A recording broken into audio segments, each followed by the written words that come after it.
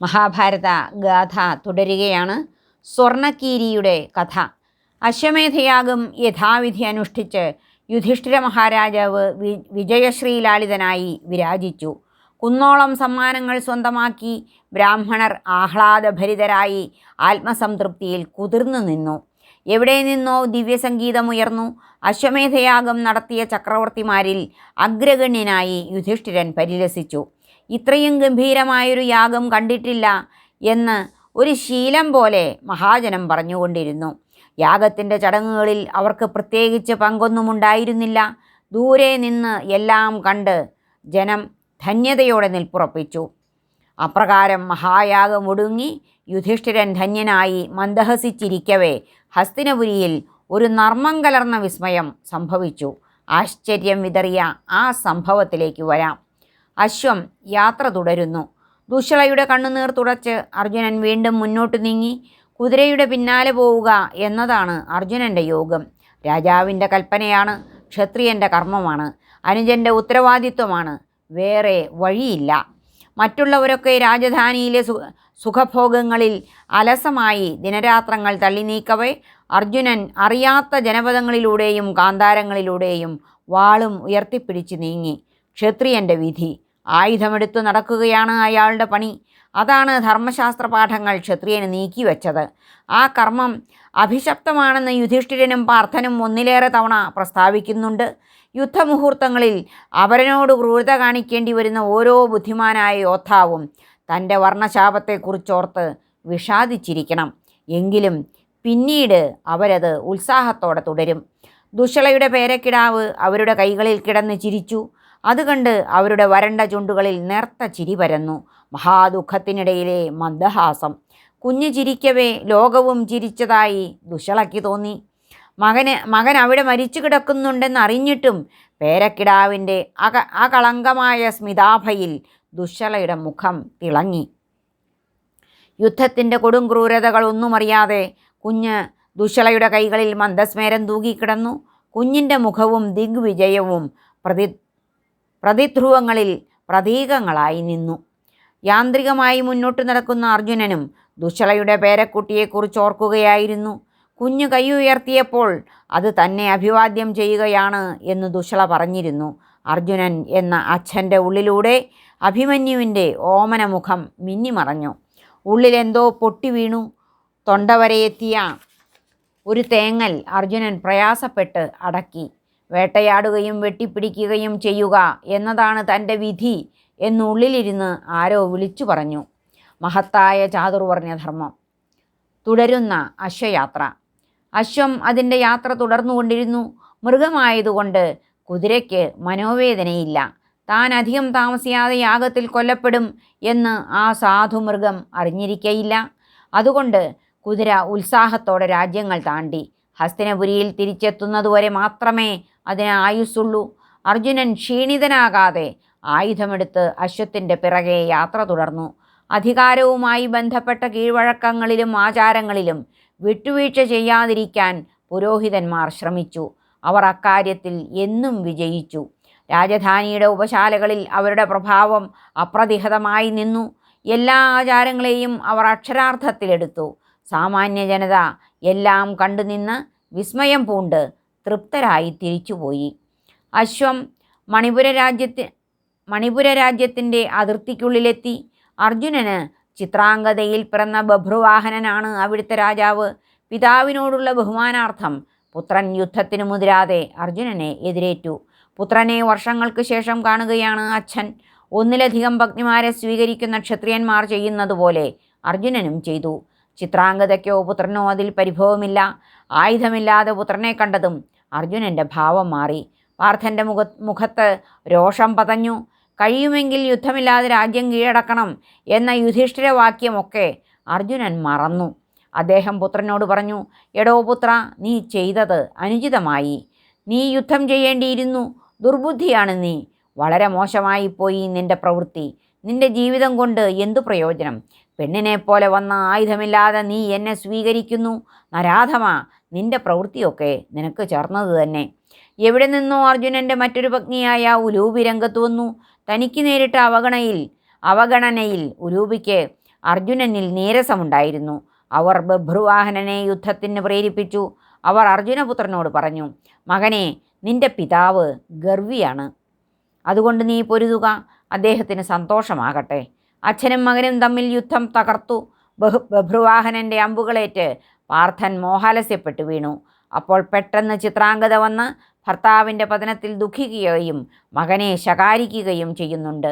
അർജുനൻ ബോധരഹിതനാവുകയും വീണ്ടും ഉണർന്ന് യാത്ര തുടരുകയും ചെയ്തു. അർജുനൻ പുത്രനോട് സംസാരിച്ചത് അപരിഷ്കൃതനെ പോലെയാണ്. അല്പം മാത്രം മുമ്പ് ക്ഷത്രിയധർമ്മത്തെ നിന്ദിച്ച സവ്യസാചി പിന്നെ അതിൻ്റെ തന്നെ ബാധ കയറി യുദ്ധഭ്രാന്തനെ പോലെ മകനോട് സംസാരിച്ചു.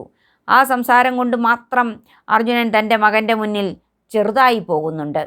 ചില സന്ദർഭങ്ങളിൽ മഹാനുഭാവന്മാരെന്ന് കരുതപ്പെടുന്നവർ അധമന്മാരെ പോലെ സംസാരിക്കാറുണ്ട്. കൃഷ്ണനും കർണനും യുധിഷ്ഠിരനും ഭീഷ്മനുമൊക്കെ ചിലപ്പോഴൊക്കെ അതിന് ഉദാഹരണങ്ങളായി മാറുന്നത് കാണാം. എല്ലാം തികഞ്ഞ ആദർശത്തിൻ്റെ കറകളഞ്ഞ ആൾരൂപങ്ങളായി കഥാപാത്രങ്ങളെ അവതരിപ്പിക്കുകയല്ല, വെമ്പുകയും വിളറുകയും വീഴുകയും പിന്നെ മുന്നേറുകയും ചെയ്യുന്ന മനുഷ്യരാണ് ഇതിഹാസ കഥാപാത്രങ്ങൾ. യാത്രാവഴിയിൽ പിന്നെയും അർജുനന് യുദ്ധം ചെയ്യേണ്ടി വന്നു. മഗധയിലെത്തി മാഗധനെ അർജുനൻ പരാജയപ്പെടുത്തി. പിന്നെ ചേദികളെയും നിഷാദികളെയും കീഴടക്കി. പിന്നീട് ശകുനിയുടെ രാജ്യമായ ഗാന്ധാരത്തിലെത്തവേ കഠിനമായ എതിർപ്പാണ് അർജുനന് നേരിടേണ്ടി വന്നത്. ഗാന്ധാര ഭടന്മാർ പകയോടെ പൊരുതി നിന്നു. യുദ്ധം അനിവാര്യമായപ്പോൾ അർജുനൻ ഗാന്ധാരത്തെ അനായാസം കൂട്ടിച്ചേർത്തു. ദിഗ്വിജയം അവസാനിക്കുന്നു. കുതിരയുമായി പാർത്ഥൻ ഹസ്തിനപുരിയിലേക്ക് മടങ്ങാൻ തീരുമാനിച്ചു. കുതിര സഞ്ചരിച്ച ഇടമെല്ലാം യുധിഷ്ഠിരൻ്റേതായി. യുധിഷ്ഠിരൻ അജയ്യനായ ചക്രവർത്തിയായി.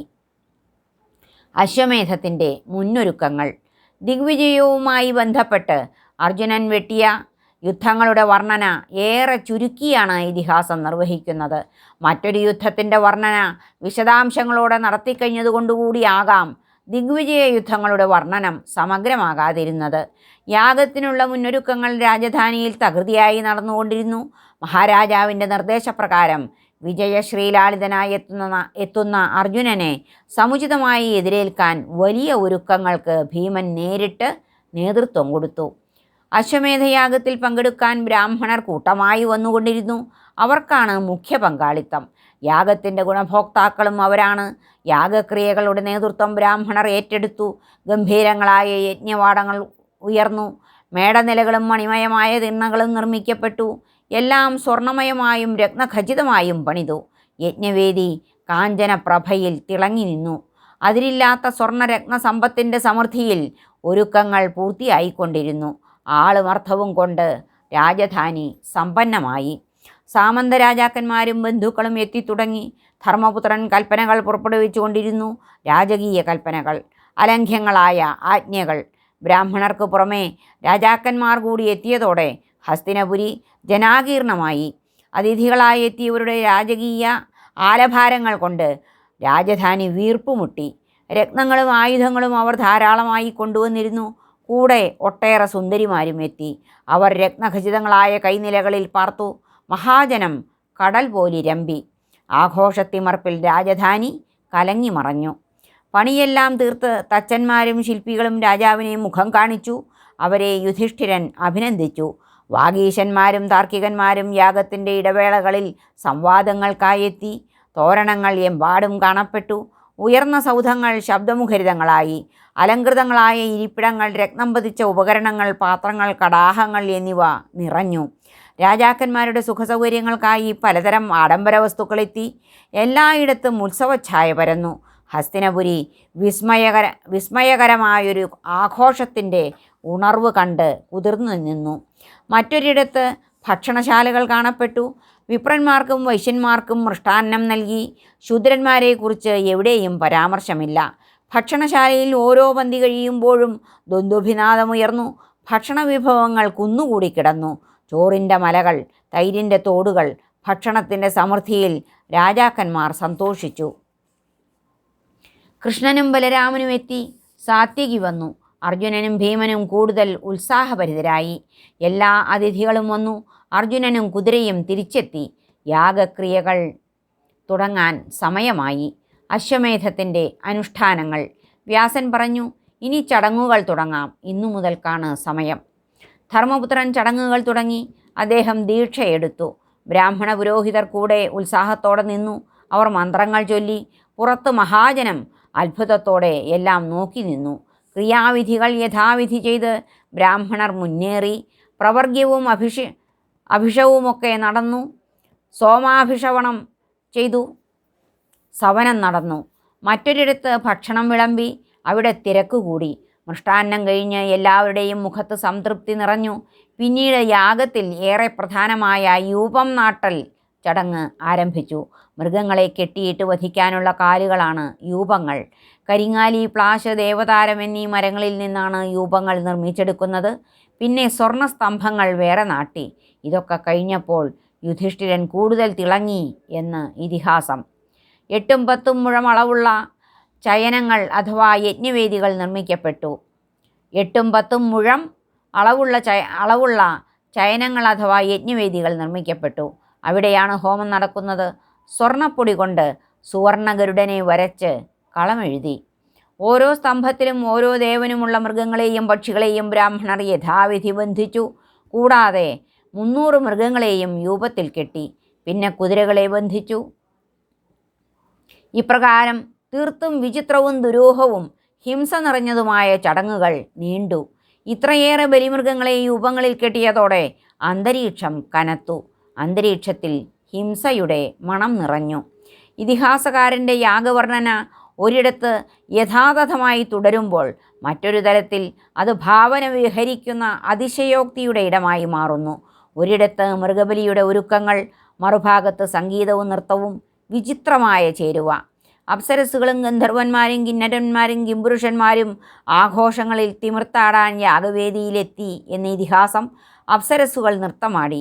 ഗന്ധർവന്മാർ സ്വർഗസംഗീതം പൊഴിച്ചു. ആട്ടവും പാട്ടും കാണാൻ മഹർഷിമാർ വന്നെത്തി. വന്നവരെല്ലാം യുധിഷ്ഠിരൻ്റെ അവദാനങ്ങൾ വാഴ്ത്തി. സ്തുതിപ്പാട്ടുകളിൽ കുതിർന്ന് മഹാരാജാവ് ധന്യനായി. പാട്ടും കൂത്തും കഴിഞ്ഞ് ഹിംസ അരങ്ങേറി. പുരോഹിതന്മാർ ബലിമൃഗങ്ങളെ വധിച്ചു. പിന്നീട് അവയെ മുറിച്ച് കഷ്ണമാക്കി ഹോമിച്ചു. യജ്ഞകുണ്ഡത്തിൽ നിന്ന് ഗന്ധമുയർന്നു. ഹോമവേദികൾക്ക് ചുറ്റുമിരുന്ന് 16 ഋത്വിക്കുകൾ വിശസനം ചെയ്ത മൃഗങ്ങളുടെ മാംസം മന്ത്രപൂർവ്വം യഥാവിധി ഹോമിച്ചുകൊണ്ടിരുന്നു. ചിലർ അതുകണ്ട് സായുജ്യമടഞ്ഞു. മറ്റുള്ളവർ അത് അവഗണിച്ചു. യുധിഷ്ഠിരൻ എല്ലാം കണ്ട് സന്തോഷിച്ചു. അദ്ദേഹം അർത്ഥനിമീലിതാക്ഷനായി ഇരുന്നു. യുധിഷ്ഠിരൻ്റെ രൂപം മാറി, ഭാവം മാറി. തുടർന്ന് അദ്ദേഹം എല്ലാം ബ്രാഹ്മണർക്ക് ദാനം ചെയ്ത് സംതൃപ്തി നേടി. താൻ നേടിയെടുത്ത ഭൂമിയെല്ലാം അദ്ദേഹം വ്യാസന് ദാനം ചെയ്തു. വ്യാസൻ പറഞ്ഞു, എനിക്ക് ഭവാൻ ദാനം ചെയ്ത ഈ ഭൂമി ഞാൻ അങ്ങയെ തന്നെ ഏൽപ്പിക്കുന്നു. ഭൂമി ഏറ്റെടുത്ത് എനിക്കതിൻ്റെ വില നൽകുക. ബ്രാഹ്മണർ ധനാർത്ഥികളാണല്ലോ. യുധിഷ്ഠിരൻ പറഞ്ഞു, അങ്ങനെയെങ്കിൽ ഞാൻ ഈ ഭൂമിയൊക്കെ യജ്ഞാചാര്യന്മാർക്ക് നൽകുന്നു. അർജുനൻ പിടിച്ചെടുത്ത ഭൂമിയും മരുത്തൻ്റെ നിധിയിൽ ബാക്കിയായതും രാജാക്കന്മാർ കൊണ്ടുവന്നതുമൊക്കെ ബ്രാഹ്മണർക്ക് മാത്രം ദാനം ചെയ്ത് ധർമ്മപുത്രൻ വീണ്ടും ധന്യതയോടെ പരിലസിച്ചു. മഹാജനം യുധിഷ്ഠിരൻ്റെ ദാനം കേട്ട് ആർത്തുവിളിച്ചു. എല്ലാം ബ്രാഹ്മണർക്ക് നൽകിയത് കണ്ട് അവരൊക്കെ പതിവ് പോലെ ആനന്ദത്തിൽ ആറാടി. നന്ന് നന്ന് എന്ന ശബ്ദങ്ങൾ അന്തരീക്ഷത്തിൽ നിറഞ്ഞു. ധർമ്മപുത്രൻ വ്യാസന് അളവറ്റ സ്വർണം ഭൂമിയുടെ വിലയായി നൽകി. രണ്ടുപേരും വീണ്ടും ധന്യതയിൽ കുതിർന്നു നിന്നു. പതിവ് പോലെ സ്തുതിപാഠകർ നിറഞ്ഞ വിനീതവിധേയരായ ജനം കൈയടിച്ചു. നേരത്തെ പറഞ്ഞതുപോലെ രാജാക്കന്മാർ കൊണ്ടുവന്നതും ബാക്കിയുള്ളതുമായ സ്വർണമൊക്കെ ബ്രാഹ്മണർക്ക് മാത്രം നൽകി ധർമ്മദേവൻ്റെ പുത്രൻ കൃതകൃത്യനായി. യുധിഷ്ഠിരൻ എപ്പോഴും പതിവ് പോലെ കൈകൂപ്പി നിൽക്കുന്ന പ്രജകളുടെ മുന്നിൽ നിന്നു. തുടർന്ന് അവിടെ നടന്ന കാര്യങ്ങൾ ഇതിഹാസം ഇപ്രകാരം വർണ്ണിക്കുന്നു. രാജ്യമാകെ ജനങ്ങൾ ആഹ്ലാദഭരിതരായി. യാഗത്തിനൊരുക്കിയ മദ്യം ധാരാളമായി സേവിച്ച് അവർ മതോന്മത്തരായി ആർത്തുവിളിച്ചു. മൃദംഗശംഖനാദങ്ങൾ ഉയർന്നു. കൊടുക്കാം, തിന്നാം, തടസ്സമില്ലാതെ രാവും പകലും കുടിക്കാം, മഹോത്സവം ആഘോഷിക്കാം എന്നൊക്കെ ബോധം നഷ്ടപ്പെട്ട ജനം വിളിച്ചു പറഞ്ഞുകൊണ്ടിരുന്നു. ധർമ്മപുത്രൻ്റെ ദാനമഹിമയോർത്ത് അവർ രോമാഞ്ചമണിഞ്ഞു.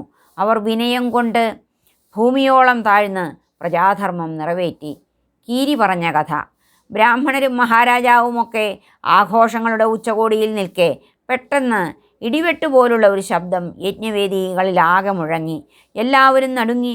ശബ്ദം കേട്ട സ്ഥലത്തേക്ക് എല്ലാവരും മുഖം തിരിച്ചു. പെട്ടെന്ന് അവർ കണ്ടു, സമീപത്തുള്ള പൊത്തിൽ ഒരു കീരി. അതിൻ്റെ നീലക്കണ്ണുകൾ തിളങ്ങി.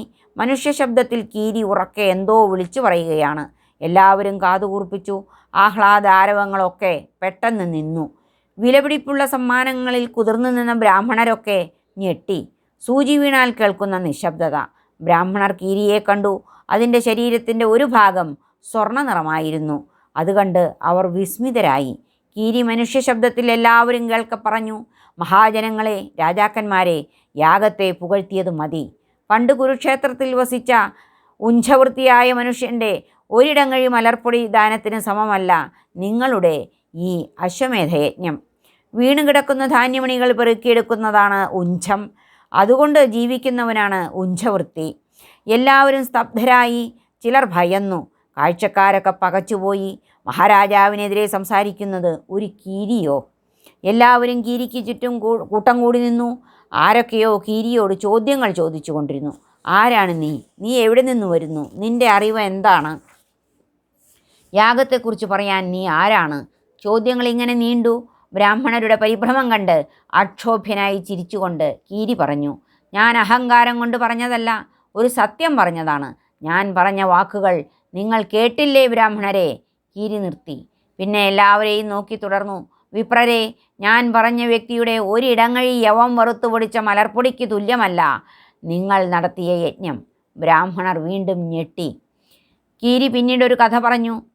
കുരുക്ഷേത്രത്തിൽ ഏറെ പാവപ്പെട്ട ഒരുവൻ താമസിച്ചു. പത്നി, പുത്രൻ, പുത്രൻ്റെ സഹധർമ്മിണി, ഇതാണ് അയാളുടെ കുടുംബം. അറിയപ്പെടാത്തവൻ, ദരിദ്രൻ, ആരുമില്ലാത്തവൻ. കൊയ്ത്തു കഴിഞ്ഞ വയലുകളിൽ പോയി യവധാന്യം ശേഖരിച്ച് അയാൾ വല്ലപാടും ജീവിച്ചു. അപ്പോഴേക്കും നാട്ടിൽ ക്ഷാമം വന്നു. അയാളുടെ സ്ഥിതി ദയനീയമായി. ദിവസങ്ങളോളം പട്ടിണി കിടന്നു. എങ്ങനെയൊക്കെയോ അയാൾ യവം ശേഖരിച്ച് ഒരിടങ്ങഴി മലർപ്പൊടി ഉണ്ടാക്കി. അതുകൊണ്ട് ഭക്ഷണമുണ്ടാക്കി കുടുംബത്തിൻ്റെ കൂടെ അത് ആഹരിക്കാനിരിക്കവേ അതിഥി വന്നെത്തി. അയാൾ കുറച്ച് ഭക്ഷണം അതിഥിക്ക് നൽകി. എന്നാൽ അതിഥിക്ക് തൃപ്തിയായില്ല. വീണ്ടും ചോദിച്ചു, വീണ്ടും കൊടുത്തു. പിന്നെ ചോദിക്കാതെ തന്നെ മുഴുവൻ ഭക്ഷണവും അതിഥിക്ക് നൽകി. അതിഥിയെ ഊട്ടാൻ കുടുംബാംഗങ്ങൾ മത്സരിച്ചു. അവർ അതിഥിക്ക് വേണ്ടി സന്തോഷത്തോടെ പട്ടിണി കിടക്കാൻ തയ്യാറായി. ഉടനെ അതിഥി രൂപം മാറി. അതിഥി ധർമ്മദേവനായിരുന്നു. ആ പരീക്ഷണത്തിൽ ദരിദ്രനായ ആ മനുഷ്യൻ വിജയിച്ചു. അപ്പോഴാണ് കീരി അവിടെ എത്തിയത്. ആ മനുഷ്യൻ്റെ പുണ്യത്താൽ കീരിയുടെ ശരീരത്തിൻ്റെ പകുതി ഭാഗം സ്വർണ്ണ നിറം പൂണ്ടു. ദരിദ്രനും കുടുംബവും ഉടലോടെ സ്വർഗം പോകുന്നിടത്ത് കഥ തീരുന്നു. കീരി ഉപസംഹരിച്ചു, ഞാൻ ഇവിടെ വന്നു ശരീരത്തിൻ്റെ മറുപകുതി കൂടി സ്വർണ്ണ നിറമാക്കി മാറ്റാനാണ് വന്നത്. അതുണ്ടായില്ല. ഞാൻ പറഞ്ഞ ആ ദരിദ്രൻ്റെ ആത്മത്യാഗത്തിൽ നിന്ന് ഏറെ അകലെയാണ് നിങ്ങളുടെ രാജാവ്. എൻ്റെ പ്രതീക്ഷ നശിച്ചു. എൻ്റെ ശരീരത്തിൻ്റെ മറുപകുതിയെ സ്വർണ്ണ നിറമാക്കാൻ യുധിഷ്ഠിരൻ്റെ ആർഭാടം നിറഞ്ഞ ദാനസമൃദ്ധിക്ക് കഴിഞ്ഞില്ല. അതുകൊണ്ടാണ് ഞാൻ ചിരിച്ച് ആ വാക്യം ആദ്യം മൊഴിഞ്ഞത്. സമ്പത്തിൻ്റെ കുത്തൊഴുക്കും ധൂർത്തും നിറഞ്ഞ ഈ മഹായജ്ഞം എവിടെ? ആ പാവപ്പെട്ട മനുഷ്യൻ്റെ ഇടങ്ങഴി മലർപ്പൊടി എവിടെ? കീരി നിർത്തി. വിപ്രന്മാർക്ക് പിന്നെ ഒന്നും പറയാനുണ്ടായിരുന്നില്ല. അവരൊക്കെ വിലപിടിപ്പുള്ള സമ്മാനങ്ങൾ വാങ്ങിക്കഴിഞ്ഞിരുന്നു. സ്വർണ്ണക്കീരിയുടെ കഥ എന്ന ചെറിയൊരു സംഭവം അശ്വമേധയാഗത്തിൻ്റെ പരിസമാപ്തി അർത്ഥവത്താക്കി മാറ്റി. ആ കഥയിലൂടെ സത്യത്തിൻ്റെ സൗന്ദര്യം അനാവൃതമാക്കുകയാണ് ഇതിഹാസം ചെയ്തത് എന്ന് കാണാവുന്നതാണ്. പിൻവാക്ക്. അശ്വമേധയാഗത്തെക്കുറിച്ച് പഴയ ഗ്രന്ഥങ്ങളിൽ പരാമർശമുണ്ട്. യജുർവേദത്തിനു പുറമെ കാത്യായനൻ, ആവസ്തംഭൻ, സാംഖ്യായനൻ, ആശ്വലായനൻ തുടങ്ങിയവരുടെ ശ്രൗതസൂത്രങ്ങളിലും ശതപഥം, തൈത്തിരീയം എന്നീ ബ്രാഹ്മണ ഗ്രന്ഥങ്ങളിലും അശ്വമേധയാഗാനുഷ്ഠാനത്തിൻ്റെ വിശദാംശങ്ങൾ വിവരിച്ചിരിക്കുന്നു. ചക്രവർത്തിയാകാനുള്ള ശ്രമത്തിൻ്റെ ഭാഗമായി രാജാക്കന്മാർ നടത്തിയിരുന്ന ബൃഹദ് അനുഷ്ഠാനമാണ് അശ്വമേധയാഗം. സേനയുമായി ചെന്ന് രാജ്യങ്ങൾ വെട്ടിപ്പിടിക്കുന്നതാണ് യാഗത്തിൻ്റെ പ്രധാന ഭാഗം. യുദ്ധമെന്ന ക്ഷത്രിയ ഹിംസയ്ക്ക് പുരോഹിതന്മാർ നൽകിയ അനുഷ്ഠാനത്തിൻ്റെയും ആചാരത്തിൻ്റെയും മേലങ്കി. ദിഗ്വിജയം എന്ന പേരിലുള്ള യുദ്ധത്തിൻ്റെ സമർത്ഥമായ ന്യായീകരണം. ഏറെ സമ്പത്ത് ആവശ്യമുള്ളതുകൊണ്ട് എല്ലാ രാജാക്കന്മാർക്കും അത് ചെയ്യാനാവില്ല. യാഗാവസാനം ബ്രാഹ്മണർക്ക് മാത്രം ദക്ഷിണ എന്ന വ്യാജേന നൽകുന്ന വിലയേറിയ സമ്മാനങ്ങളാണ് അതിൻ്റെ മറ്റൊരു സവിശേഷത. യുധിഷ്ഠിരൻ ഒരിക്കൽ ഇന്ദ്രപ്രസ്ഥത്തിൽ വച്ച് രാജസൂയയാഗം ചെയ്തവനാണ്. അതിനു മുമ്പും അർജുനൻ രാജ്യങ്ങൾ കീഴടക്കി സമ്പത്ത് ആർജിച്ചിരുന്നു. രാജാക്കന്മാർ എന്തിനും ഏതിനും പുരോഹിതന്മാരുടെ ഉപദേശം തേടി. അവരത് നിപുണമായി ഉപയോഗപ്പെടുത്തുകയും ചെയ്തു. പുരോഹിതന്മാർ അഥവാ ഋത്വിക്കുകൾ അനുഷ്ഠിക്കുന്ന കർമ്മങ്ങളുടെ ആകത്തുകയാണ് അശ്വമേധത്തിൻ്റെ രണ്ടാം ഭാഗം. അതിൻ്റെ തന്നെ കേന്ദ്രത്തിലുള്ള ചടങ്ങാണ് അശ്വത്തിൻ്റെ മേധം അഥവാ വധം. തുടർന്ന് അതിൻ്റെ ശരീരഭാഗങ്ങളുടെ ഹോമം നടക്കുന്നു. പുരാതന ഇന്ത്യയിലെ ബൃഹസ്പതി മുനി ഉപജ്ഞാതാവായ ചാർവാക ദർശനം ഇത്തരം ഹിംസ നിറഞ്ഞ കാര്യങ്ങൾക്ക് എതിരായിരുന്നു. മറ്റൊരധ്യായത്തിൽ ചൂണ്ടിക്കാണിച്ചതുപോലെ 14-ാം ശതകത്തിൽ സായണമാധവൻ രചിച്ച സർവദർശന സംഗ്രഹത്തിൽ ഹിംസ നിറഞ്ഞ അശ്വമേധം പോലുള്ള അനുഷ്ഠാനങ്ങൾക്കെതിരായ നിശിത വിമർശനമുണ്ട്. ബൗദ്ധ ജൈന ദർശനങ്ങളും പ്രാണിഹിംസക്കെതിരായിരുന്നു. ഒറ്റ വായനയിൽ കീരി പറഞ്ഞ കഥ ബാലിശമാണെന്ന് തോന്നാം. എന്നാൽ അതിൻ്റെ അവധാനതാപൂർവമായ പുനഃപാരായണം അർത്ഥാന്തരങ്ങളിലേക്ക് വെളിച്ചം വീശുന്നത് കാണാം. ഇതിഹാസത്തിൽ ഇതുപോലുള്ള മൃഗകഥകളും കഥാപാത്രങ്ങളും ഉൾക്കൊള്ളുന്ന സാരോപദേശ കഥകൾ സുലഭമത്രേ. അധികാരത്തിൻ്റെ തണൽ പറ്റി നിൽക്കുന്ന പുരോഹിതന്മാരുടെ നിർദ്ദേശമനുസരിച്ച് അളവില്ലാത്തത്ര സമ്പത്ത് ചെലവഴിച്ച് നടത്തിയ അശ്വമേധത്തിൻ്റെ അന്തസ്സാര ശൂന്യതയിലേക്ക് വെളിച്ചം വീശുന്നതാണ് പ്രസ്തുത കഥ. യാഗത്തിൻ്റെ മുഖ്യ കാര്യകർത്താവായി വ്യാസനുണ്ടായിരുന്നു. എന്നാൽ വ്യാസൻ തന്നെ ഇതിഹാസകാരനായി മാറി നിന്ന് കീരിയുടെ കഥ ആലേഖനം ചെയ്യുന്നതിൽ ഒരു കൗതുകമുണ്ട്. അതുമല്ലെങ്കിൽ പല കാലത്ത് കൂട്ടിച്ചേർക്കപ്പെട്ട കഥകളിൽ ഒന്നായും കീരിയുടെ കഥയെ കണക്കാക്കാവുന്നതാണ്. യാഗത്തിനെതിരായ ഒരു കഠിന വിമർശനം ഇതിഹാസത്തിൽ തന്നെ വന്നത് പ്രധാനമാണ്. അത് കീരി എന്ന മൃഗകഥാപാത്രത്തിലൂടെ അവതരിപ്പിച്ചതിനും പ്രാധാന്യമുണ്ട്. അതൊരു വ്യക്തിയിലൂടെ ആയിരുന്നെങ്കിൽ നേരത്തെ കണ്ട ചാർവാകൻ്റെ ഗതി ആ വ്യക്തിക്ക് വരുമായിരുന്നു. ഹിമാലയത്തിൽ പോയി കൊണ്ടുവന്ന മരുത്തൻ കുഴിച്ചിട്ട നിധി, പിന്നെ രാജാക്കന്മാർ കൊണ്ടുവന്ന സമൃദ്ധമായ രത്നമയ സമ്മാനങ്ങൾ, കൂടാതെ അർജുനൻ ഒരു കൊല്ലമെടുത്ത് യുദ്ധം വെട്ടി നേടിയ ഭൂമി, ഇതൊക്കെയാണ് യുധിഷ്ഠിരൻ ഏകപക്ഷീയമായി ബ്രാഹ്മണർക്കായി മാത്രം ദാനം ചെയ്തതും അപ്രകാരം യശോധനനാകാൻ ശ്രമിച്ചതും. അതിൽ ദാനമഹിമയില്ലെന്നാണ് കീരി മൊഴിഞ്ഞ കഥയുടെ വിവക്ഷ.